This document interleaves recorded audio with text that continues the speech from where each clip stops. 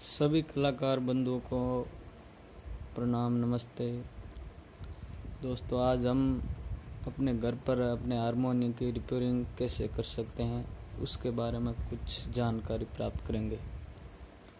तो दोस्तों, कई बार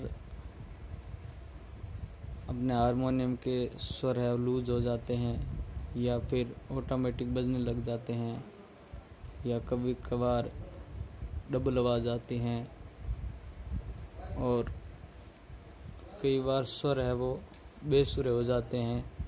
तो गायकी में भी बहुत दिक्कत आती हैं।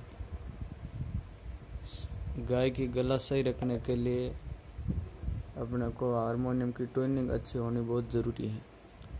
तो दोस्तों, आज हम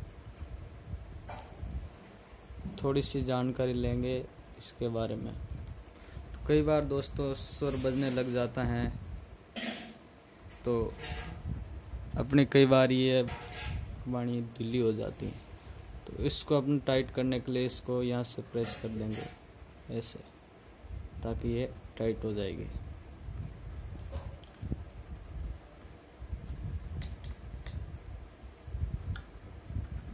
अब ये बहुत टाइट हो चुकी है।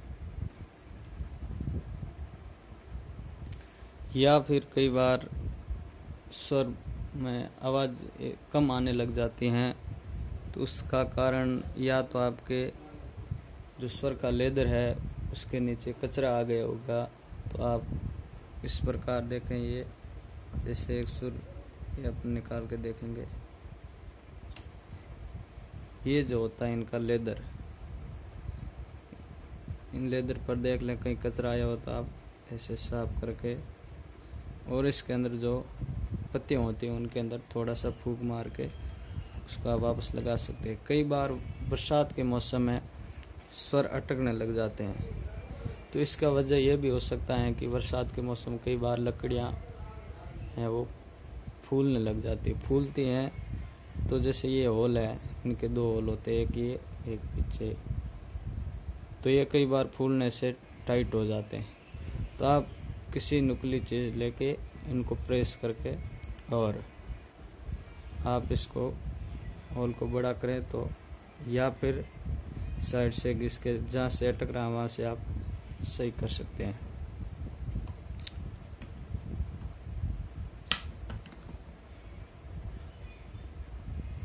अब दोस्तों, कई बार अपने हारमोनियम की ट्यूनिंग भी बिगड़ जाती हैं।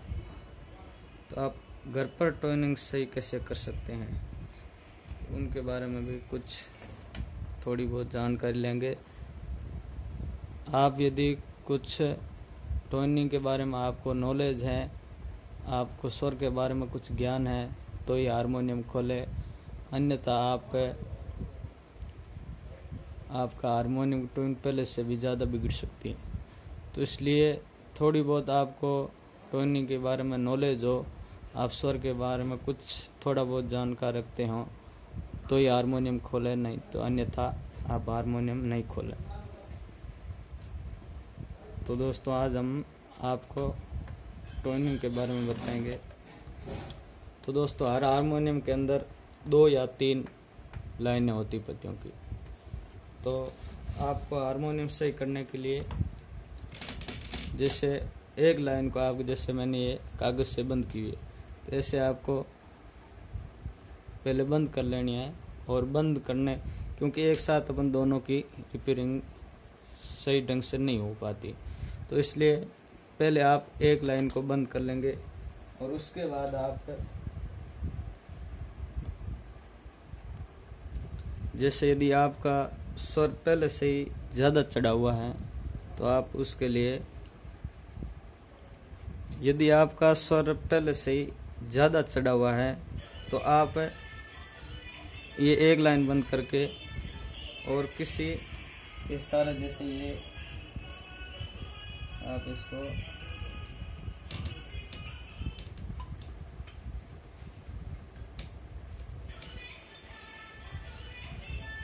जो मिस्त्री होते हैं उनके पास औजार होते हैं, लेकिन मैं घर पे ही रिपेयर कर रहा हूँ तो उनके लिए आप, उनके पास पत्ती होती है, आप पत्ती या कुछ चाकू या पतली चीज़ है, एक पत्ती को यहाँ से करके, और यदि आपका पहले से स्वर चढ़ा हुआ है और आपको उतारना है तो आपको यहाँ से प्रेस करना पड़ेगा, इसको थोड़ा सा रगड़ना पड़ेगा। आप एकदम से ज़्यादा इसको ना रगड़ें, इससे आपका हारमोनियम ज़्यादा भी डाउन हो सकता है इसकी आवाज़। तो उसके लिए आपको धीरे धीरे थोड़ा थोड़ा यहाँ से स्क्रैच करना पड़ेगा। और यदि आपका स्वर पहले से उतरा हुआ है और यदि आपको चढ़ाना है तो आपको पत्ती को यहाँ से आगे से स्क्रैच करना पड़ेगा। यदि पहले से हारमोनियम की आवाज़ ज़्यादा ऊपर आ रही है तो अपन को पत्ती को यहाँ से स्क्रैच करना पड़ेगा। यदि अपना स्वर यदि नीचे है तो आपको पत्ती को यहाँ से स्क्रैच करनी पड़ेगी। यदि आप थोड़ा बहुत नॉलेज रखते हैं, आपको हारमोनियम की ट्यूनिंग के बारे में कुछ नॉलेज है, आवाज़ के बारे में, और आपको ऐप्स आता है जो मोबाइल के अंदर, वो भी डाउनलोड करके उसकी आप आवाज़ मैच कर सकते हैं, या कीबोर्ड से या दूसरा कोई हारमोनियम लेके आप उससे भी आप कर सकते हैं, उसकी आवाज़ मैच कर सकते हैं। यदि आप कीबोर्ड से करते हैं तो आप कीबोर्ड की मास्टर की है 440 पे रखें और 440 रख के वो आवाज़ उनकी 440 पर मैच करें। तो दोस्तों, आप यदि घर पर हैं या कहीं बाहर है या आप के नज़दीक मिस्त्री की दुकान नहीं है या आपको समय नहीं है, यदि आपके हारमोनियम में कुछ छोटी मोटी गड़बड़ हो जाती हैं तो आप घर पर भी रिपेयर कर सकते हैं। तो आपको मैं दोबारा बता दूं, यदि आपको आपका हारमोनियम का सुर ज़्यादा चढ़ा हुआ तो आपको यहाँ से पीछे से स्क्रैच करना पड़ेगा।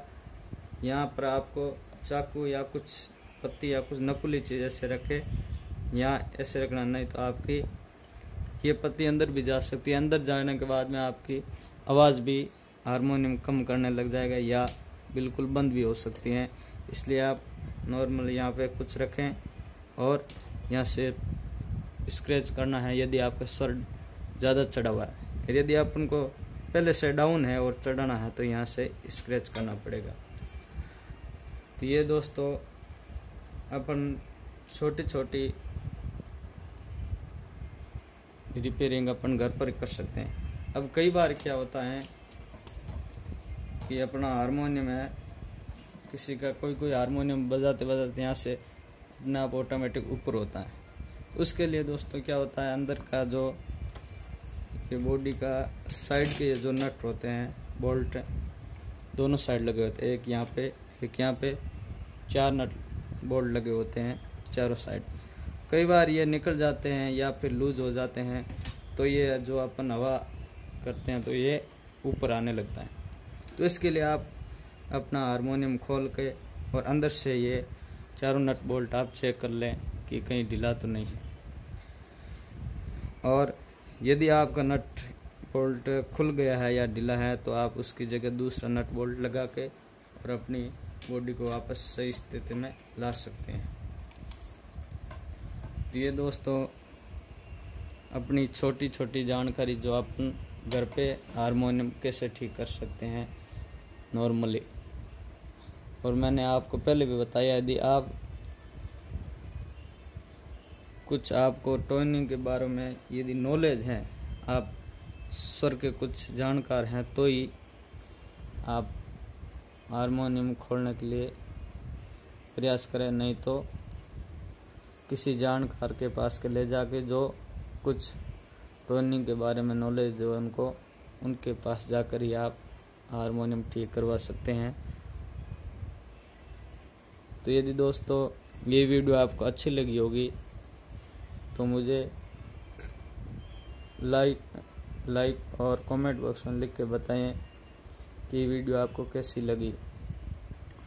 और मैं आपको दोबारा बता देता हूँ, हारमोनियम के अंदर करीबन किसी में लगभग 2 लाइन होती हैं।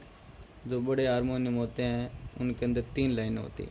तो आपको क्या करना है, एक लाइन को पहले ऐसे कागज से बंद कर देनी। उनके बाद है, यदि स्वर आपको उतारना है तो यहाँ से पीछे से स्क्रैच करें, और यदि आपको स्वर चढ़ाना है तो यहाँ से स्क्रैच करें और पहले एक लाइन बंद कर दे। 3 लाइन वाला है तो 2 लाइनें आपको पहले बंद करनी है और 1 लाइन पहले रिपेयर करनी है, उनके बाद दूसरी लाइन रिपेयर करनी है।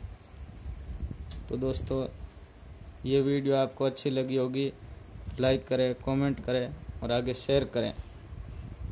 और मेरे चैनल को आप सब्सक्राइब करके बेल आइकन घंटी वाला बटन दबाइए ताकि ऐसी वीडियो आपको आगे और मिलती रहेंगी। धन्यवाद।